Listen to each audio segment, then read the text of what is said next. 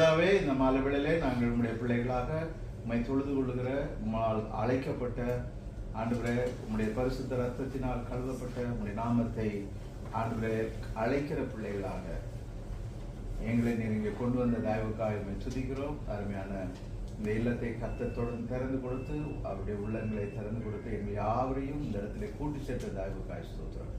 எங்கே 2-3 பேர் கூடியிருக்கிறீர்களோ அங்கே இருக்கிறேன் என்று சொன்ன தெய்வம் எங்கள் மத்தியிலே நீர் வரும்படியாக உம்மை அழைக்கிறோம்.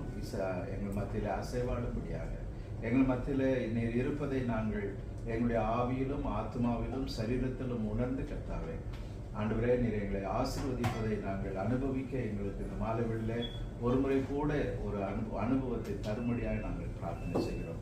இந்த நேரத்தை பரிசுத்தப்படுத்தார், இந்த இடத்தை பரிசுத்தப்படுத்தாரோ, இந்த இடத்துல நாங்கள் செய்கிற இந்த மாலைவேளையிலே ஆண்டவரை பாடுகிற பாடல்கள் துதிகள் உமக்கு வந்து சேரட்டும் ஐயா. ஆமா ஆண்டவரே, அந்த துதிகள் உம்மை மகிமைப்படுத்தும் பொழுது ஆண்டவரே நீர் எங்களை ஆசீர்வதிப்பதை நாங்கள் பார்க்க முடியும் ஆண்டவரே.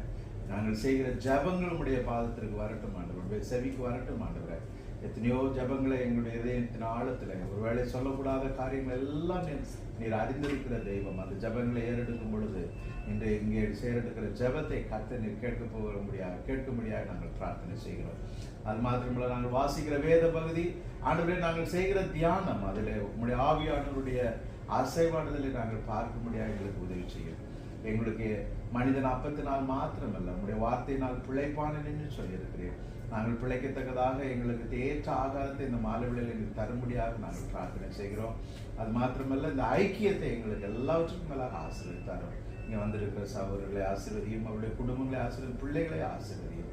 அது மாத்திரமல்ல, நாங்கள் யார் யாரை மனதிலே வைத்து இந்த இடத்திலே நாங்கள் கூடியிருக்கிறோமோ, வர தடைப்பட்டவர்களாக இருக்கட்டும் அல்லது இங்கே வந்திருக்க கூடும் என்று நினைக்கிறவர் யாராக இருந்தாலும் அவர்களையும் நாங்கள் இந்த மாலைவேளையில நினைத்து இந்த ஆராதனைக்குள்ளாக கடந்து செல்கிறோம். துதி கன மகிமை உமக்கு மாத்திரம் செலுத்துகிறோம்.